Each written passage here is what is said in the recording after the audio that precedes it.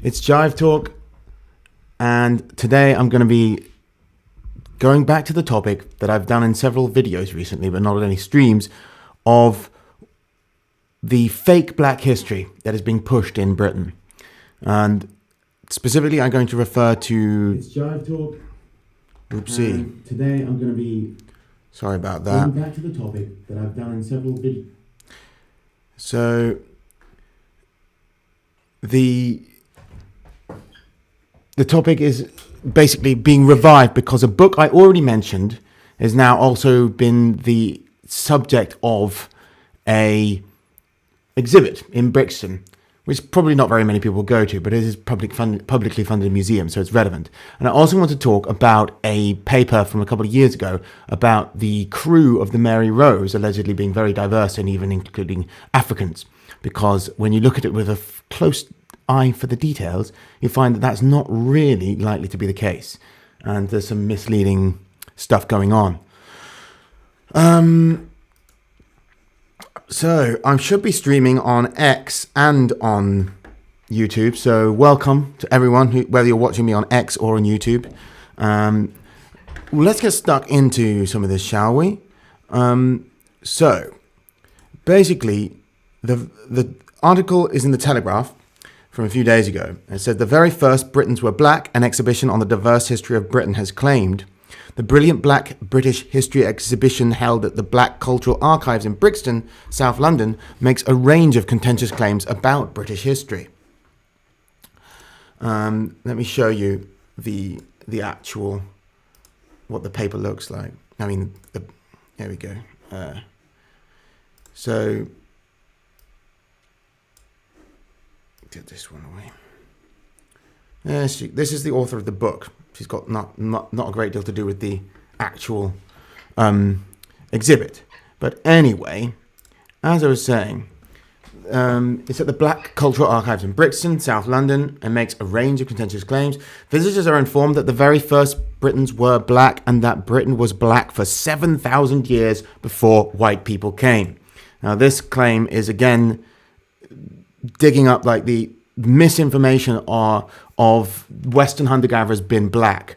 And people thinking now of Africans is due to a few techniques in the media to try and mislead people, and by using the term black, which is used ambiguously in Britain and America in different ways, to try and convince the African diaspora living within Britain that the Western hunter-gatherers were the same race as they are, which is not true, and everyone knows that's not true, but they're just trying to deceive these people to sort of whip them up into a kind of sense of ethnic entitlement. The assertions appear to be based on a genetic study of the 12,000-year-old remains of Cheddar Man, which suggested that ancient Britons had dark skin, but the study and these claims have since been contested by academics. The exhibition at the Black Cultural Archives, which receives funding from Lambeth Council, Arts Council England, is based on the Bloomsbury children's book Brilliant Black British History by Atinuke, the Nigerian-born poet and author.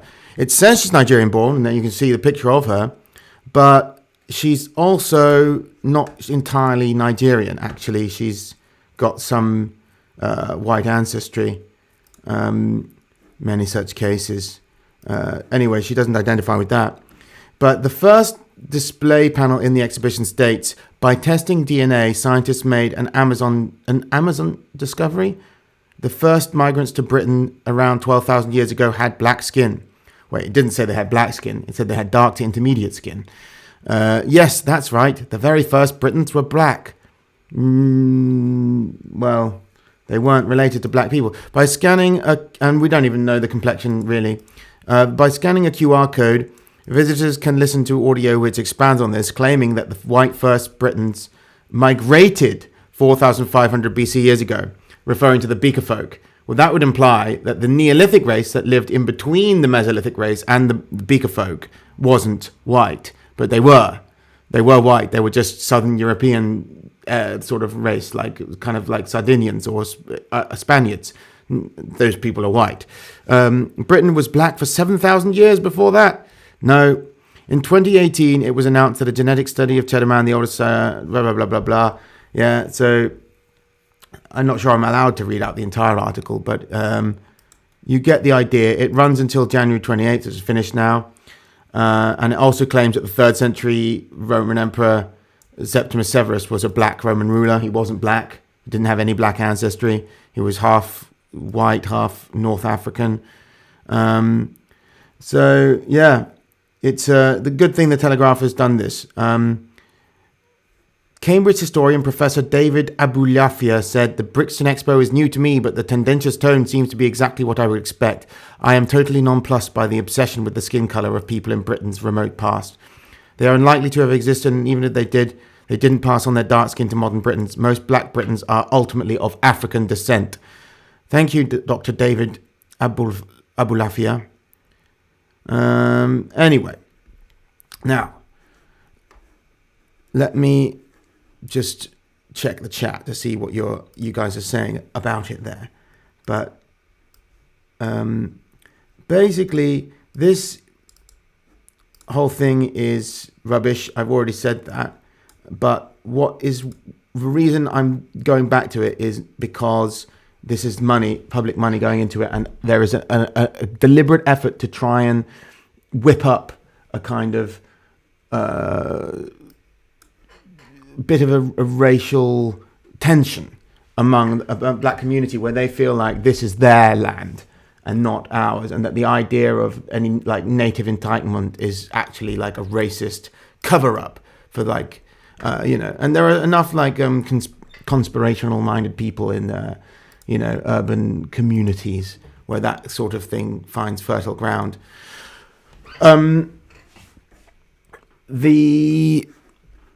Let me get rid of this one.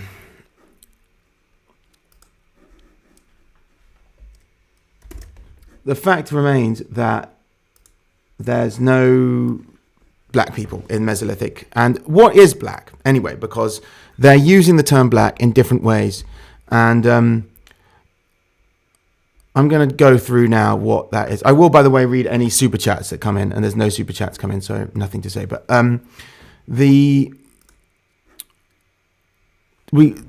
Mesolithic Britain was an island. It was not an island yet, and the people there were the same race as lived all over Europe, Western hunter-gatherers, and probably they might have had dark skin, but then again, like the genes that are associated with their blue eyes, they all have blue eyes, are found in modern populations to encourage depigmentation. So although they didn't have the genes, the gene associated with lighter complexions in modern Europeans, they had genes that do encourage depigmentation of the skin. So it's possible they were actually light-skinned. Or then again, they could have been dark-skinned. We're not really sure about it. But in any case, they were Caucasoid racially. They were of the West Eurasian racial type. And they weren't related to black people. I've already done debunking of the CBBC's horrible histories thing where they make the same claim. Afua Hirsch, the racial activist, said in National Geographic that Cheddar Man was a black African. And no one rushed to, correct her. Afua Hirsch, given this huge platform, she specifically said he was an African. And no one ever made the claim he was an African. And none of the scientists in this 2018 study. So she misinterpreted black to mean African. And she's meant to be, an expert. And she was even given the platform of National Geographic, which is meant to be a reputable magazine. But it isn't a mistake that people, even like relatively intelligent black people like Afua Hirsch, who's not very black, I guess, but she's part black, make that mistake. They conflate black and African because that's how black is generally used, especially in America. The word black means African, sub-Saharan African. But the media are exploiting a kind of ambiguity of the term in this country. And also like, not just the terminology, but the RTE, Ireland's national television and radio broadcaster, made a program called The Burren, The Heart of Stone, and that depicts Western hunter-gatherers in Ireland as an African with dreadlocks, which they didn't have like African hair, like they didn't look like sub-Saharan Africans. The Dutch news channel RTL News also depicted a Western hunter-gatherer man as a black man with dreadlocks as well, in a separate, independent thing, and they've all done the exact same thing. At these Mesolithic people had no African ancestry, and they were less African than any white people are today. So modern white people are more related to Africans. And they had brown hair, which was straight or wavy, and blue eyes. So you can't imagine a black person with straight brown hair and blue eyes for a start. And then also they didn't have African-shaped nose or any of the things you associate with sub-Saharan Africans, aka black people. They just wouldn't have looked like black people to anyone. If you'd see them today, they just would never be mistaken for a black person. Even if they were really dark skinned, which I don't think they probably were, they still wouldn't have been mistaken for Africans. These people were replaced by Anatolians in 6000 BC, and those people had light skin genes. So the claim in this book that they were in this book, the author says that Atinuke, the half Nigerian author, says that the Stonehenge was built by black people. And then you're not even talking about Western hunter-gatherers, you're talking about this Neolithic people who were the farmers who had light skin, even lighter than the previous people. So neither of them were black people, but she's saying they were both black people. That's completely crazy. So did she confuse Western hunter-gatherers with early European farmers? Even so, neither are African. Neither of them look like her. Even though she's only half African, she's still going to be darker than them. The misleading use of the term black to describe Cheddar Man confused the public, including the racial activists like Marcia Garrett, who made the same mistake in material that was used in British schools for as educational materials, and Afua Hirsch in the National Geographic. So they're given platforms, important platforms, and they're openly making the mistake of conflating this term the media used of black to mean African. And they've convinced other black people of the same, and they're using public money to convince more black African people in Britain that the Western hunter-gatherers were black now. Academics who use the term black in this way hide behind a concept called politically black.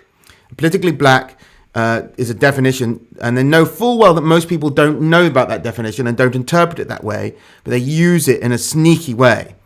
So basically, I'll tell you the skinny on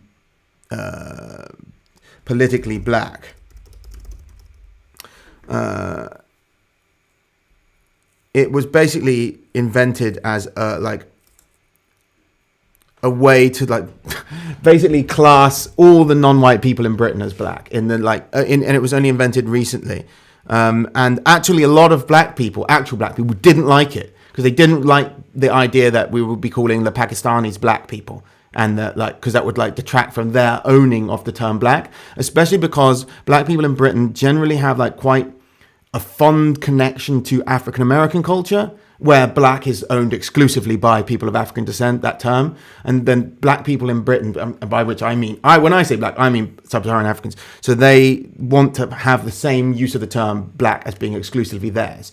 They don't view Chinese people as black. They don't view Bengalis as black. So this term politically black is really only used in a very, very small, marginal, academic, far left community, and no one else even really knows about it. But they can say politically black. Obviously that can't, and it's based on the idea of marginalization, right?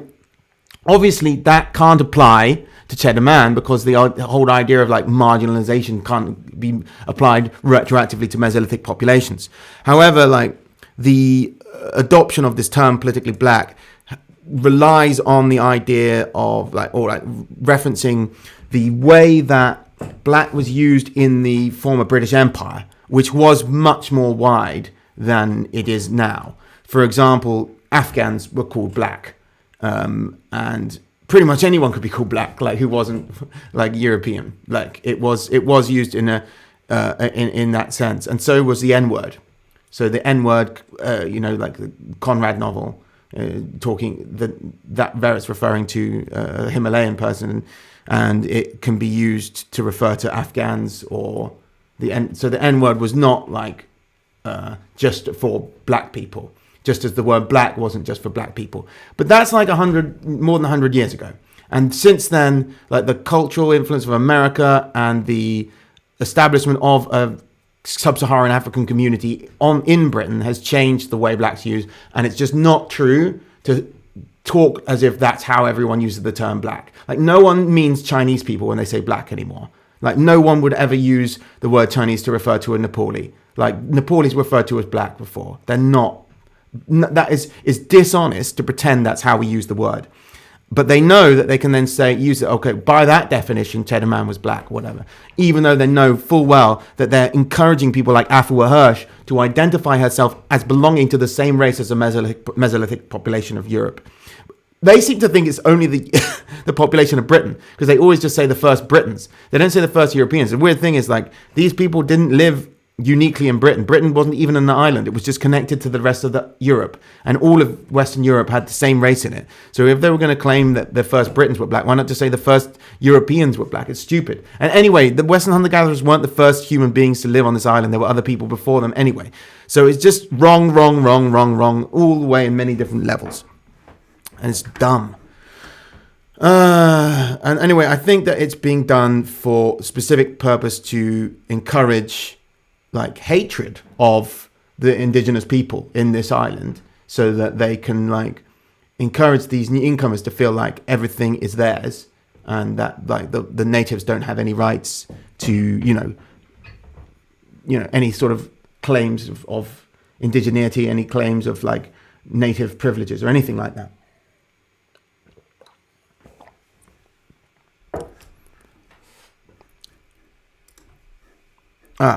Here we got Cherry Appleton sent a super chat. Thank you, Cherry. It doesn't say anything though, so I guess you don't have anything to say.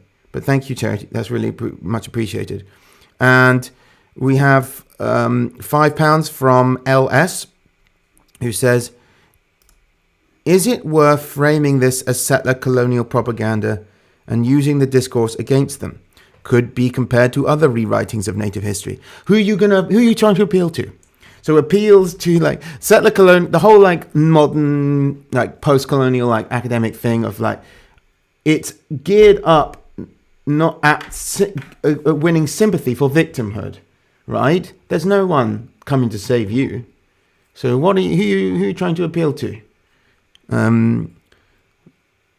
think you got the wrong angle there. Like this whole like post-colonial like complaining about colonialism and victims is aimed at liberal white intelligentsia, so that they feel sorry for or feel guilty for things, and then they can force other people to pay for the crimes, the people who actually have to live with the consequences of the social experiments. But no, it's not worth trying to frame it as settler propaganda, because it's the actual people producing this propaganda are often natives or close to natives.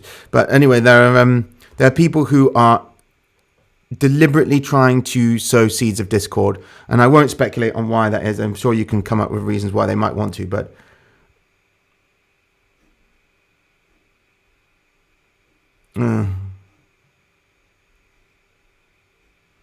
someone's talking rubbish. Aaron, I'm going to ban you for talking rubbish.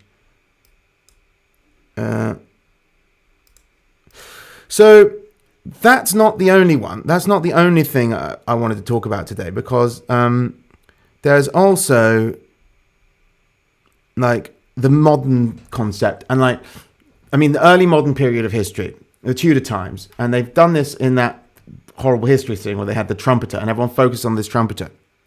Now, I said before, there aren't very many black people in like Tudor England, but there definitely were some, because of the Moors having black slaves, and therefore included some blackamoors. Like some of the people among the Moors who were North African, Middle Eastern people were sub-Saharan Africans who had been freed, because you can win your freedom if you convert to Islam. And then some of those blacks made their way into Moorish Spain, Andalusia, and then some from there maybe came to Britain and were used as sort of human trophies by the king, for example, his black trumpeter. And there were others as well.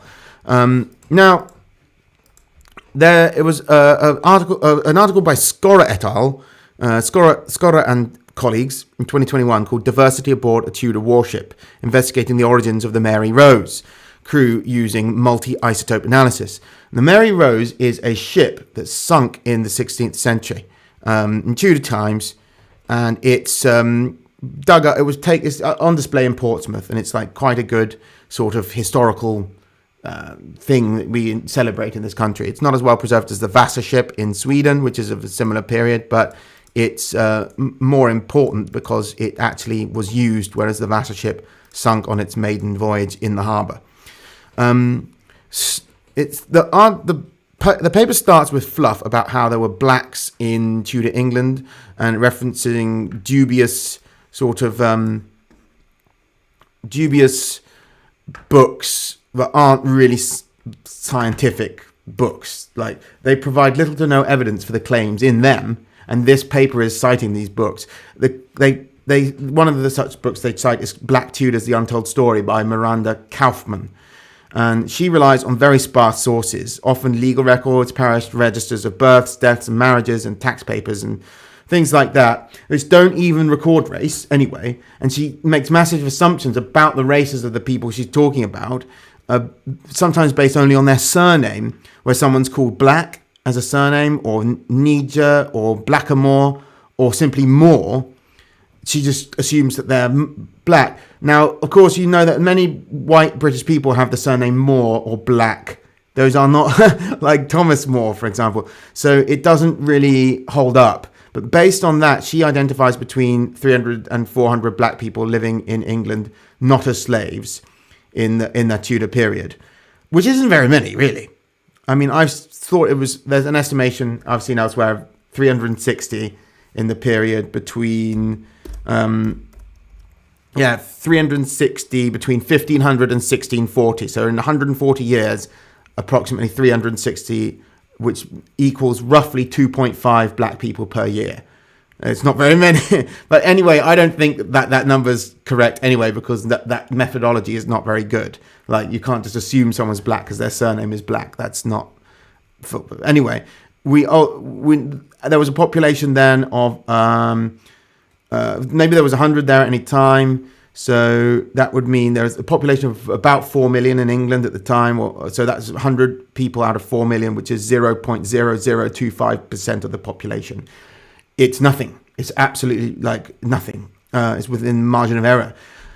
However, even that number was too much, because in 1596 a merchant named Van Senden authorised a letter from the Privy Council to deport blackamoors back to Spain.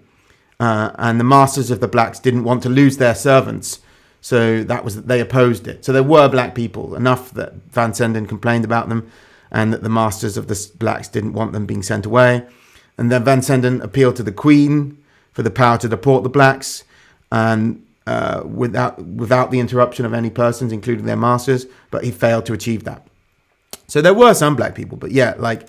She's saying between 300 and 400 in this book. And that's cited by the Scholar and colleagues article. And that should show you that it's very dubious. And that's a big chunk at the beginning. But then when it gets to the actual meat of the article, the paper, which isn't talking about like the textual evidence, is saying that it's an isotope study and DNA study. But there isn't any DNA in this study. It's only isotope, really. So, and also... just like Rebecca Redfern, they rely on macromorphoscopics, which is not reliable. But yeah, let's get to that later.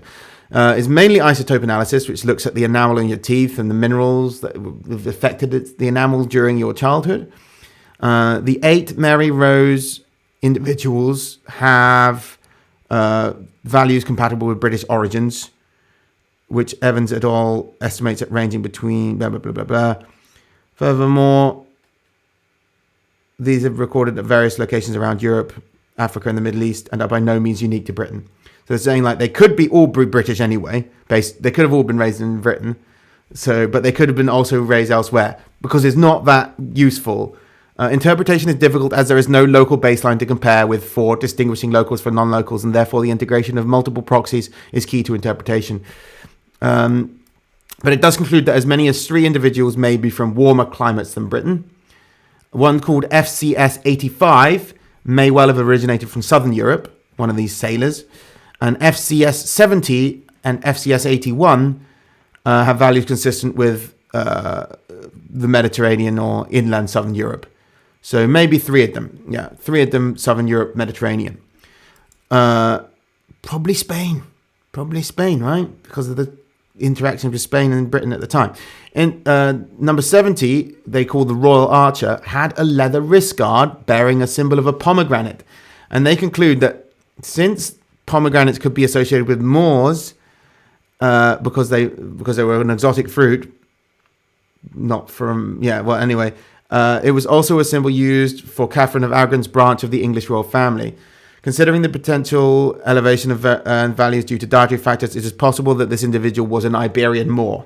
It's possible he was an Iberian Moor. It's possible he was an Iberian, or it's possible he was just British. It's like he's got a pomegranate on his wrist strap. So what?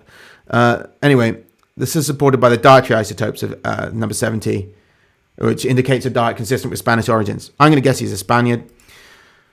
So then they actually reference Rebecca Redfern, who I'm not, if you haven't been aware, I've done 2 videos sort of debunking hers and her claims about Roman Britain being black, and her claims about she tries to make everything black. Anyway, and she does it with just like this really sloppy sort of method called macromorphoscopics, which looks at the shape of skulls, eye sockets and things like that, and guesses race.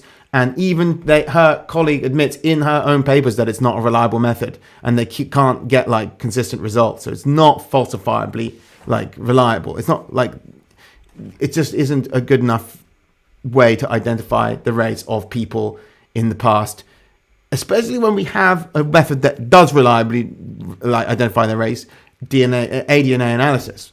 But anyway. So they reference her, they cite her, and the authors acknowledge the problematic history of ancestry estimation stemming from early pursuits of scientific racism.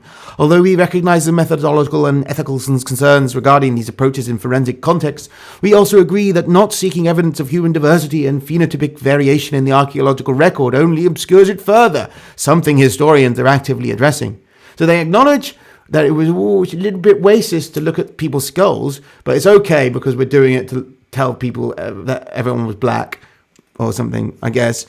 But yeah, the method has repeatedly resulted in incorrect estimations of race, as in the case of Beachy Head Woman. And they didn't mention the Beachy Head Woman, where everyone was saying she was black and she wasn't. And some of Redfern's work, by her own colleagues' admission, is just not getting positive results. So they say to improve the clarity of isotope data and with the possibility of North African origins for number 70 and 81 and potential African ancestry in number 9, further craniometric and morphoscopic analyses were conducted. So the craniometric result for number 9 was closest to what they call a Hispanic male from the forensic databank sample. So their Hispanic databank sample includes like Latinos in America who are mixed Iberian and Native American, but it also includes people who are pretty much just Spanish, I guess. And he's going to get he's not Native American. He's not a Mexican. This guy is a Spanish guy. Hence, he's getting a positive for Hispanic. He wasn't black. So they also say that there's this thing, an interparachial bone, which is also called an Inca bone because it was associated with the Incas, and they've used the term Inca bone in the study to try and reinforce this idea that maybe it was native or something. But that bone is something that is more common in Africans and Asians than Europeans, but it is found in Europeans. So anyway, the fact that that's in number 70 is not proof that it isn't European, but they're referring to it. And it adds, number 70 was closest to white males in the databank. But they had to talk about, it did have the Inca bone thing, but, by the way, it was closest in the databank to white males. So, yeah, again, looks like probably not black.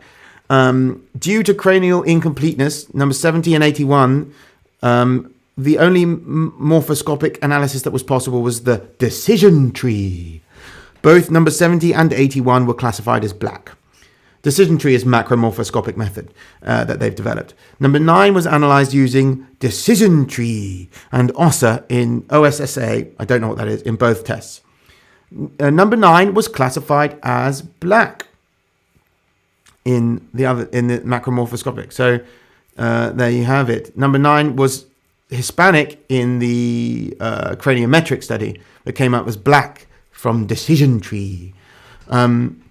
The interpretations are made in consideration of available data, but may be revised in future studies with the addition of other forms of evidence used in studies of population affinity, such as ancient DNA, aDNA, and postcranial metrics and dental morphology.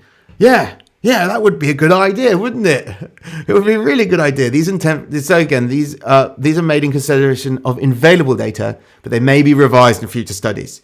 In other words, there's no DNA, and everything we say is probably not reliable until there is DNA. That is basically what they're saying. Like, until some reliable data is there, we're going to try and twist everything so that you can say maybe they're black, and they're only able to do it for 3 individuals, and obviously none of them are black.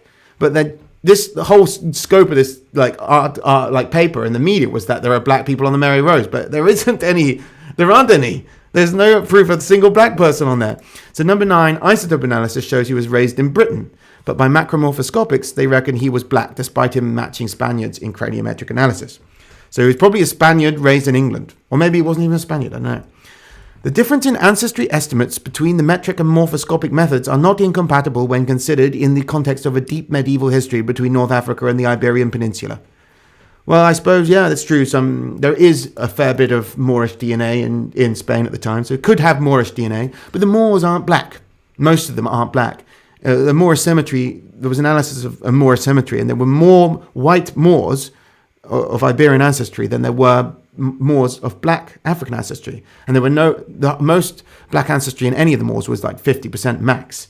The Moors themselves were Middle Eastern, but they also included whites and blacks who were enslaved and then freed again when they convert to Islam. So yeah, he could have been a Moor, but it doesn't mean he was black. Macromorphoscopics is the least reliable data here, and they're going with that most of all. The isotope analysis is reliable somewhat, but it doesn't tell you anything about ethnicity. It just tells you the region that you grew up in. So more likely this is a Spaniard who moved to England when he was young. They also tried to push the other 2 into North Africa through some other methods. They're trying desperately to make the other 2 samples, 70 and 81, be North African. The craniometric ancestry estimate for 70 should be approached with caution given the overall low typicality, which suggests number 70 is dissimilar to all 3 populations, or potentially of diverse heritage. However, this may be because fewer measurements were possible due to poorer preservation than number 9. This contrasts with morphoscopic analysis, in which the decision tree classified 70 along the same branch as number 9, resulting in an estimate of black. 81 was also estimated as black using the decision tree, but followed a different branch from 70 and 9. Furthermore, it was only possible to analyze 81 using one ancestry estimation method, so the results are not as strong. Therefore, based on the morphoscopic ancestry estimate and the isotope evidence, origins in inland North Africa cannot be discounted for number 70, with Iberia also being possible. Possible is just a Spaniard. Possible and also likely. In fact, almost certain. The first author on the paper is a nice-looking young girl called Jessica Scorrer. She was an MSc graduate at Cardiff University School of History, Archaeology and Religion. And she said, Our findings point to the important contributions that individuals of diverse backgrounds and origins made to England's navy during this period. No, they don't. A couple of Spaniards. This adds to the ever-growing body of evidence for diversity in geographic origins, ancestry, and lived experiences in Tudor England. No, love. Okay, it's really nice that they let this young girl be the first name on the paper, but yeah, she's a background in archaeology and librarianism, and she now works for the NHS. She doesn't know about DNA. There were a couple of other archaeologists on the paper too that probably helped with the archaeology stuff, but there wasn't a great deal of archaeology stuff. It was mostly isotope. And they've got, for the experts on isotope analysis, they got Dr. Mark Alban Mill, Dr. Morten Anderson, Angela Lam, and Alexandra Nederbracht. So they were a lot focused on the teeth stuff. But what about the other stuff? Well, there's a guy called Richard Madgwick, who's an archaeological scientist who uses molecular, microscopic, and macroscopic methods. So I guess he was the guy who did the macromorphoscopics in the vein of Rebecca Redfern. But there is no geneticist on the paper. There's not a single geneticist on the paper. So they don't have any genetic evidence or anything for a black person. It's not a genetics paper. So the conclusion is as follows. These interpretations may require future refinement. You don't say. Future isotopic ancestry and aDNA analysis of more of the human remains of the Mary Rose will result in a more complete narrative of both Henry VIII Navy and wider Tudor world. I agree with that. That conclusion, I agree with it 100%. Get some DNA and just shut up until then, for God's sake. Oh, I got another super chat. Jeff Simpson Scott sends £20. Thanks a lot. I appreciate that, Jeff. He asks, were WHC the same as the first humans to enter Europe, Tom? If not, can you briefly summarize the differences found from DNA analysis, please? No, they weren't. It's a bit complicated, but there's like multiple races in Europe in the Ice Age. The Aurignacian and Gravettian are the main ones, and I believe that the WHG were previously believed not to be related to either, and to therefore be some refugia that came out of nowhere. But now it's believed that they did descend from one of these races, and that they dominated and replaced the other one. But they are a bit different to those two races, and that's because they had also, the WHC also have some admixture from an eastern source in Siberia related to the ancient North Eurasians.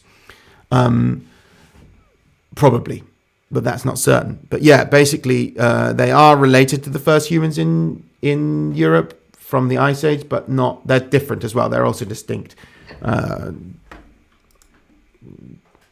Yeah.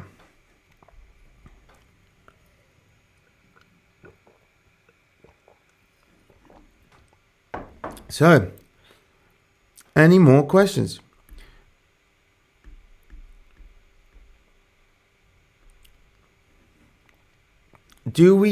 LS asks, do we think these people are consciously lying, or have they drunk the Kool-Aid? Well, in the case of like this Mary Rose paper, I think there's like, there's multiple things going on. Like, I don't think these people are necessarily part of a conspiracy. They're just trying to, there's one thing that there's a pervasive liberal ideology in Britain at the moment, and it's especially powerful in white collar environments, like middle class areas. Like, so academics are especially likely to be seduced by it. And when you get a bunch of people seduced by the same ideology in the room, all in the same room, then they're going to come to like, they're going to have like certain prejudices and priors that lead them towards certain conclusions. They'll all be wanting to find something like that. Now, that's one possibility, and unanalyzed priors that they haven't, tried to overcome. The other is that there is a financial incentive because it's published by the Royal Society, and maybe you're more likely to get like published, and also more likely to get media attention if you can have a sensational title like Black People in Tudor Britain, because obviously there's a lot of people in the media who really like that sort of thing. And even there's people in the media who don't really like that sort of thing, but they know that it gets hate clicks. So they want to publish that kind of article because they get more ad money for it. So there are many reasons why there are incentives for people to push things that way. But the way that they've done it is so like desperate. It's so desperate to find non-white people on the Mary Rose that it's a little bit suspicious.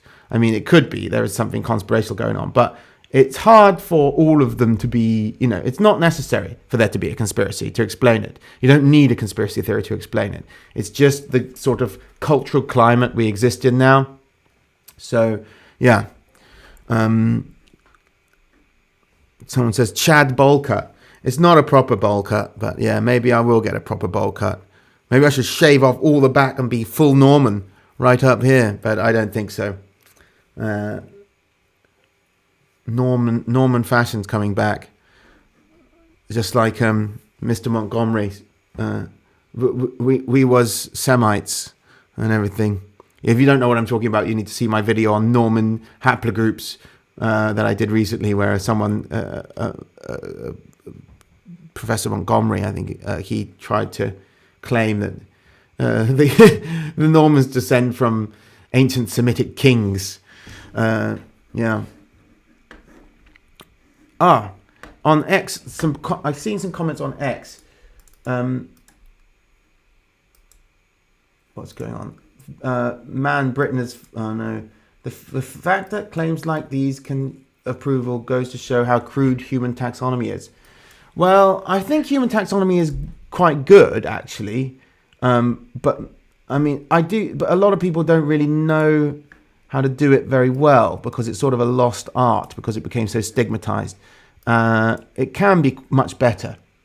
But yeah.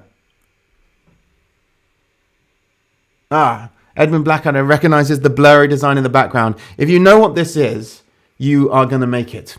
If you know what painting this is, you're going to make it.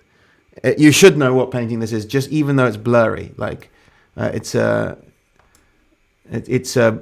you a clue. It's by Carl Larsson, and it's hanging in the National Museum in Sweden.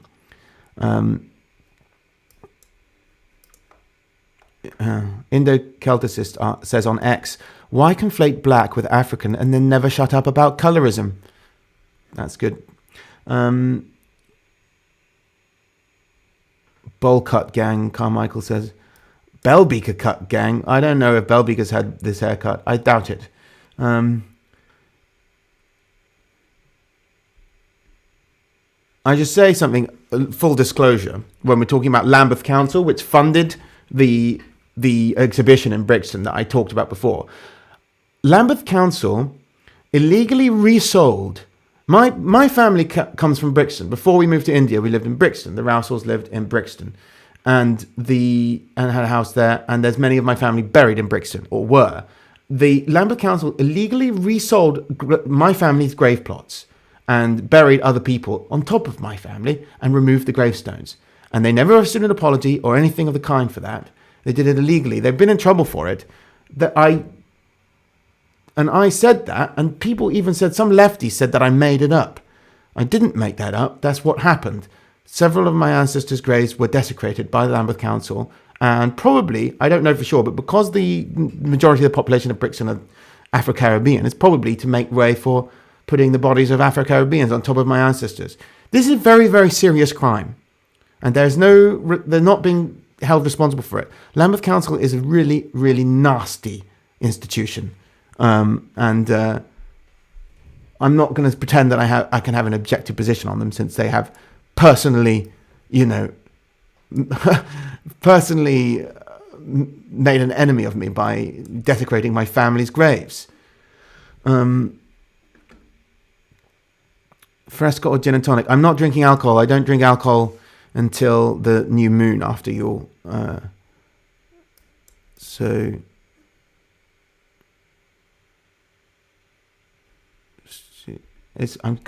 I can see all the comments on X as well now. The odd foreigner at a port and on ships isn't a reflection on the demographics of a wider area. That's correct. And by the way, the books that talk about Black Tudor England admit that it's mostly concentrated on the ports on the south part of England. They're just hanging around the ports. And that's the same, in Japan, the ports, that you can find Russians around the ports. Russia is just across the sea, but the Russians don't contribute a great deal to Japanese culture and aren't a major part of Japanese society. There are just Russians around the ports, for obvious reasons. That's that's where they work.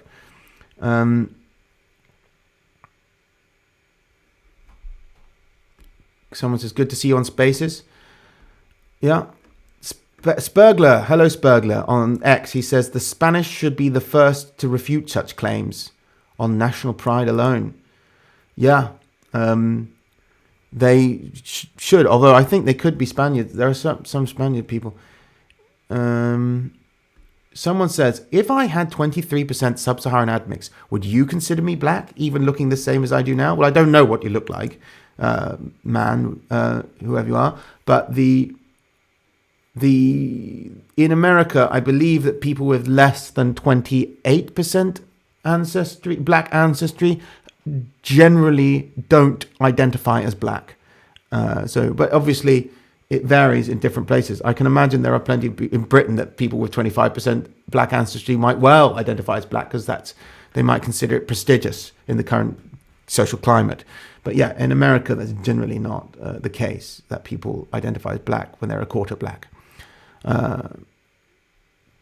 Bro has the Norman fade, says Polaris on X. Yeah, I'm Norman maxing right now. I'm going to switch to wine, maybe. No, don't worry, I'm not going to switch to wine, no. Yeah, no alcohol till after the new moon, that's right. I'll drink on the new moon, which is in about a week. I have a big drink at the full moon of Yule, but I don't drink all Yule. The second Yule month, I don't drink at all, except on the full moon festival, when I drink a lot. But then to counteract that, I don't drink at all for the rest of the month.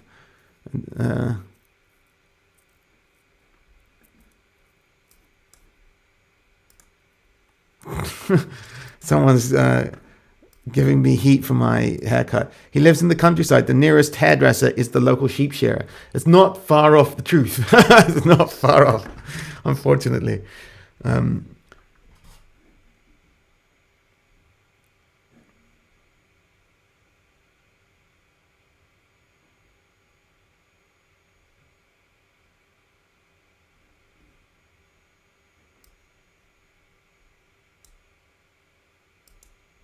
Who's David Lightbringer? I don't even know David Light. Someone's saying about David Lightbringer.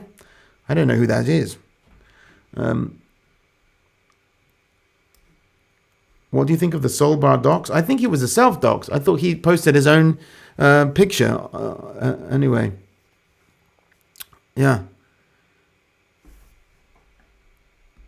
So any more super chats? Wink, wink, nudge, nudge. But a horn of mead, sir. I'll have a horn. I had plenty of mead at Yule.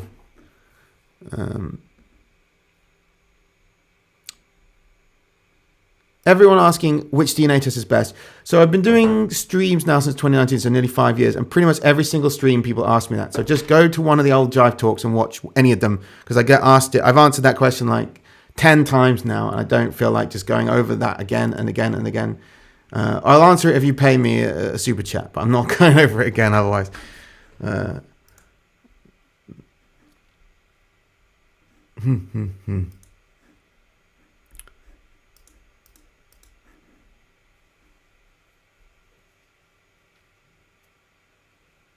So yeah, I mean, it's kind of like weird to claim that this tiny amount of black people in Tudor England is like significant for our history, because there hasn't been a single one identified who had any significance historically. And if they hadn't existed, it wouldn't have made any difference to anything in history. And also the modern communities of black people in Britain don't descend from the handful of black people who lived in Tudor Britain 500 years ago. So and yeah, they're not even closely related, because they were, I don't know, well, they might be a little bit, but yeah, it depends. But yeah, they were a tiny minority, and like if we had a tradition of having black people in the country, whatever, that's what they're trying to argue, because there were this, few hundred people in the ports in southern England. Then you can also say that we had a tradition of trying to kick them out, because that's what Van Senden tried to do. And there was hardly any there. Like, what was Van Senden's motivation? Living in a country of over 1 million people and just a few hundred black people, black servants specifically he's referring to, really upset him. Like, what was it about them that upset him? Like, we're told that racism is this post-colonial thing, and like it came from like out of that. Well, obviously that's not the truth if Van Senden was a racist. Although I should add that there are my main lefty enemies in the historical, in a medievalist historian, Mary Ramber Olm and Eric Wade. They both have a different angle, and they claim that actually Britain was racist since Anglo-Saxon times. The Anglo-Saxons, they don't just say that word Anglo-Saxon is racist. They say the Anglo-Saxons themselves were racist. I got a quote from him. Eric Wade says that medieval England was a place of intense anti-Semitism, intense Islamophobia, and incredible discourses of anti-blackness from the early medieval period onwards. Right. But they, like, why do they... I mean, I don't know if that's even true. Like, I can't... They probably were... That probably is true, depending on what your definition of racism is. But yeah, they probably were quite racist. But, like, obviously, Van Senden wanted to kick him out. If wanting to kick him out is racist, then yeah, it is. But, like, maybe he's not racist, just didn't like him. As Bat says. So, yeah. I'm referencing a meme of Barry. It's a British meme of a bloke who says, "I'm not racist, I just don't like him," which is an amusing sort of quote.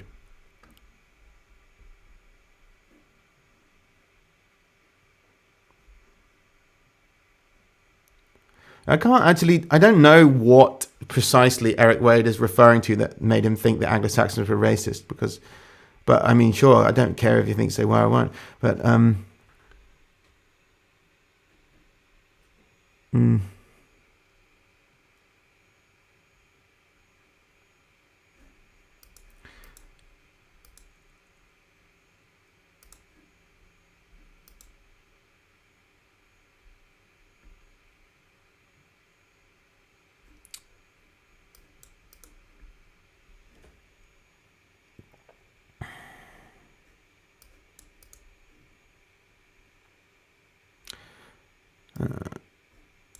how's the DNA testing of the old Norman dukes developing? Haven't heard much of it yesterday. I didn't know that there was any old Norman dukes being DNA tested. I think the French government's quite averse to it.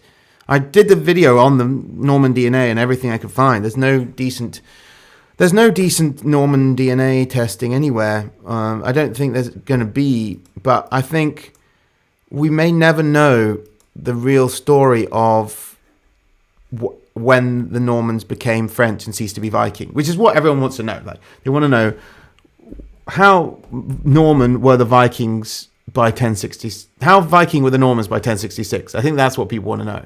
Like, how did they still have genetic, like, profile like a Scandinavian by 1066, or did some of them and some didn't?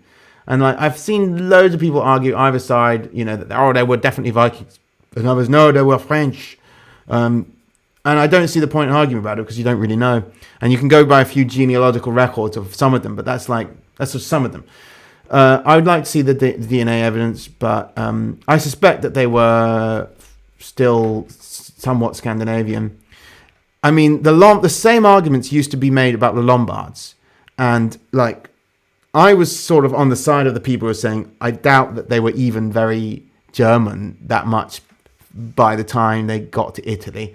Like, they probably they mixed a lot with the Italians straight away or whatever. But then when they looked at the Lombard cemetery, like, they were just pure Swedish, generation after generation. It was literally like a Swedish genetic profile of elites ruling northern Italy.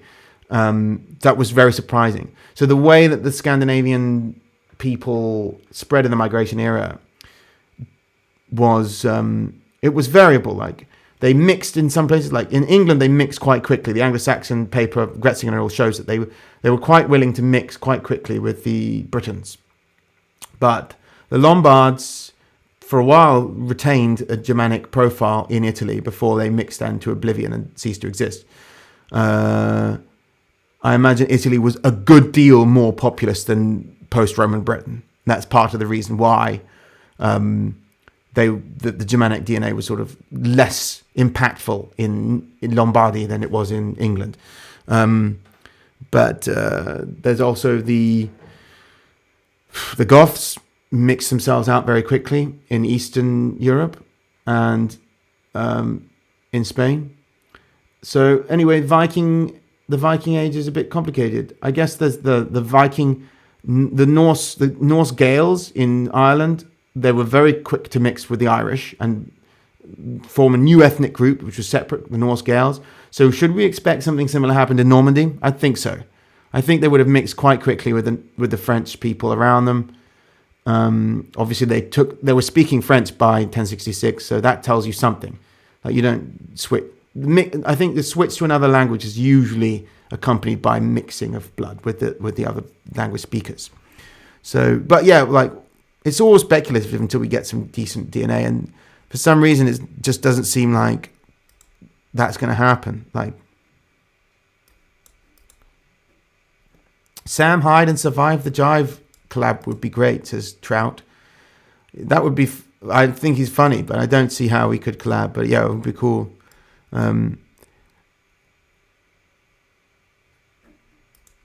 It's strange, says Frest. They often claim Black history in Britain is hidden, when rather it is just inconsequential. I think that's accurate. Conscription haircut. No.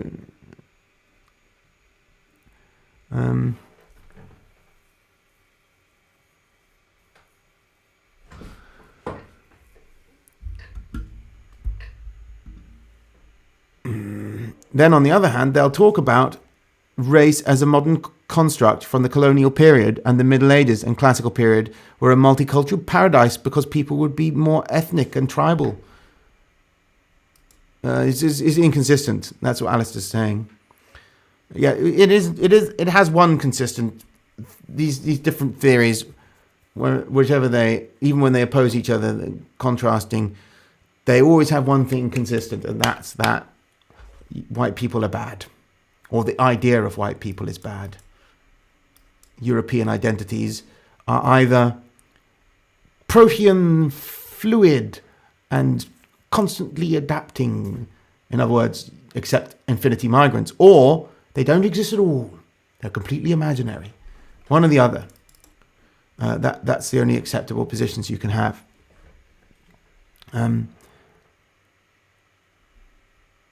Any advice tracing ancestors past 1600s? I can't read the old handwriting. You should learn. Learn to read. That's cursive.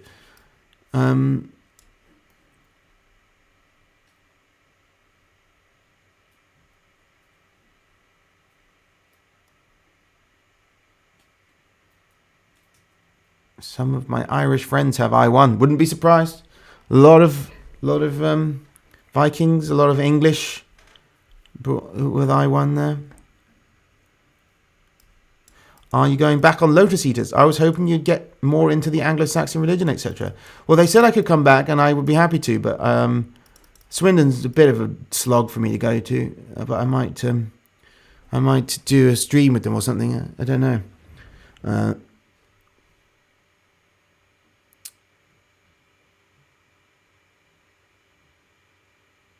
The English are about 60% Celtic and 40% Germanic on average. Sort of, Marty. There are 60% Iron Age Briton and 40% Anglo-Saxon and Germanic. Yeah, so on average. So Iron Age Britons weren't pure Celtic. They had a percentage of Celtic ancestry from the continent. But there's the actual breakdown of English people isn't a two-way breakdown, as the Gretzinger and colleagues' paper from 2022 shows. It's a three-way breakdown of Iron Age Britain and Germanic, Anglo-Saxon, and French. And the French is, when you're using the breakdown of Germanic versus Celtic, then it starts to make no sense anymore, because many of, obviously, the Franks were Germanic and the Gauls were Celtic, but you're talking about the same genetic group in many cases. So, like, if some of the Anglo-Saxons were accompanied by Frankish Germanic speakers, is that Germanic DNA or is it Celtic DNA? Or because some of the French DNA came later when they were speaking French, was a Latin language. So then do you class it as Latin DNA? This is the problem with like making racial categories based on languages. It's not really. It doesn't make sense, because otherwise you've got to start classing Jamaican DNA as Germanic. Okay, with the Anglo-Saxons, it's a bit more sense to call Germanic, because the Anglo-Saxons were coming from northern Germany and Denmark and maybe southern Sweden, all places which are pretty much the core Proto-Germanic heartland, and they're not genetically different from actual Proto-Germanics. But the Iron Age Britons are very different from Proto-Celts, indeed. just as the French are very different from Latin speakers of Rome. Their language happens to derive from it. That Celtic versus Germanic thing is a little bit of a simplification of a more complicated story. Anyway, I'm going to wrap things up now, guys, because it's been an hour and it's getting late. And there's no more super chats coming in. So I thank you all for watching. And whether you're listening on X or on YouTube. And keep surviving the Jive. And I'll speak to you all soon, I hope. Good night. Take care.